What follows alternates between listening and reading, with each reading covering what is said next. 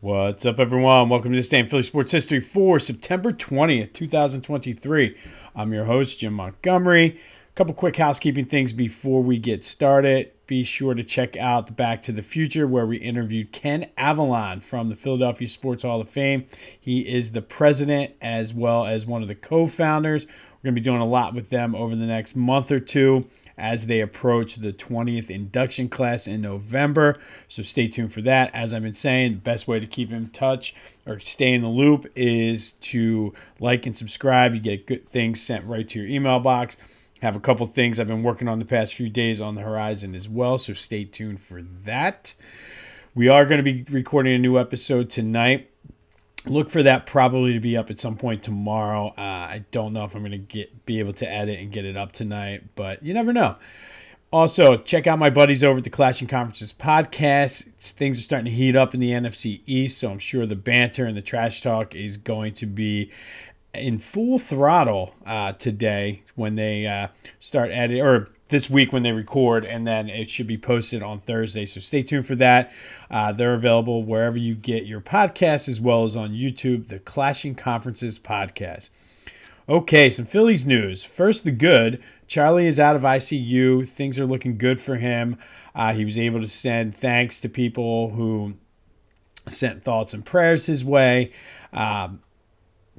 It's good to see him out and doing well. I know it was kind of touch and go. They wanted to see how the first 24 hours went, but he's out of ICU. Things are going well for Charlie. Wish him a speedy and healthy recovery. And now to the bad, the game itself, and it just was a stinker.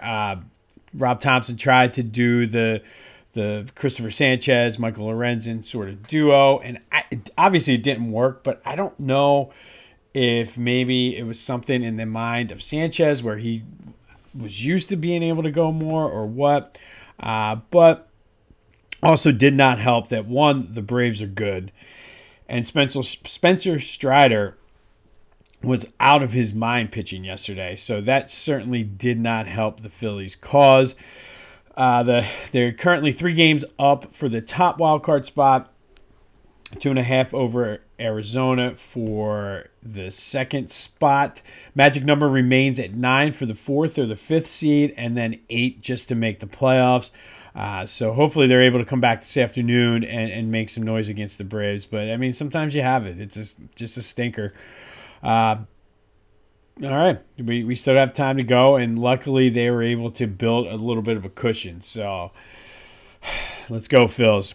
I mean, I'm still concerned about the starting pitching, but don't want to pile on today after that just stinker. There's no other way to describe it. It was a stinker. All right, Eagles news. Former first-rounder William Jackson worked out for them yesterday at cornerback. That just shows that they're happy with what they have in-house, but they are looking to see where they can improve. Typical Howie Roseman. So I fully expect a move to happen, likely prior to the game on Monday night. If not, very early next week, just to get whoever they get in, get some time to get acclimated, and once the schedule starts heating up, give them time to go. You know who doesn't need to get acclimated, though? PhillyGoat.com. They have the best selection of Philly sports apparel, Philly-centric apparel. You name it, they got it. Go check them out, PhillyGoat.com. Use the promo code Jim Montgomery for 10% off of your order. You guys have been doing a great job with that, so let's keep it rolling. They have any size you want, any color, even baby sizes. We talked yesterday about who wore number 5 best. Well, Pat Burrell was one of them. If you want Pat Burrell as my biological father, they have a onesie for that as well. So go check out PhillyGoat.com. Use the promo code Jim Montgomery for 10% off of your order. A little bit of Flyers news as they approach training camp. Carter Hart is named the starting goalie by Danny Briere yesterday, which is good, but they were still trying to trade him. So I do think he's their starting goalie for now. He mentioned that the backup goalie spot was going to be one of the battles going into training camp. So I look for them to be actively trying to make the team better. He gives me a little bit of a Howie Roseman vibe, where he's always going to be trying to make the team better. But we'll see. I like I said, I don't mind it. We're good. But worth noting as training camp starts. All right, today we are going to go back to 1992.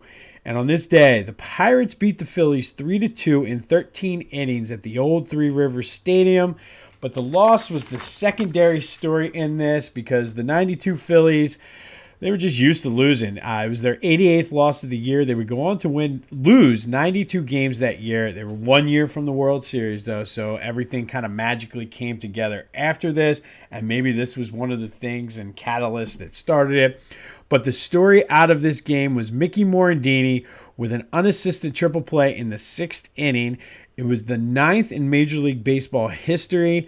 They're currently up to 15 now unassisted triple plays. The last one happened back in 2009, and we discussed it back in August on this podcast. It was Eric Bruntlett who had a game walk-off unassisted triple play. But on this day, it was Mickey Morandini having an unassisted triple play in a 3-2 13-inning loss to the Pirates. If you're keeping score at home, the Phillies have been involved in three of the 15 unassisted triple plays in Major League Baseball history. The one with Mickey Morandini, the one with Eric Bruntlett, and back in 1923, I should say, Ernie Padgett of the Boston Braves actually had an unassisted triple play against the Phillies. But like I said, it was 1 year from when they would go on that magical World Series run. So who knows? Maybe Mickey Morandini's unassisted triple play is the catalyst that jump-started the whole thing. Never know. Crazier things have been happening. Okay, if you want more Phillies coverage, 2008 Phils is the world's biggest Phillies email newsletter. I'm sure they're going to have a lot to say after yesterday's stinker. Please go check them out. The link is in the description. They are working on 75% off subscriptions for This Day in Philly Sports History listeners. That gives you access to their full site, 2008 World Series Championship shirts. 2008 Phils will follow your Twitter account, and then you get access to giveaways, special autographs, tickets, whatever you have. And I mean, the content itself is great. It's all $2 a month, $20 for the year. The link is in the description. It's exclusively for This Day in Philly Sports History listeners, so be sure to check that out. Time for Who Wore It Best, and I think the only shocker in this one was that it was closer than what I thought.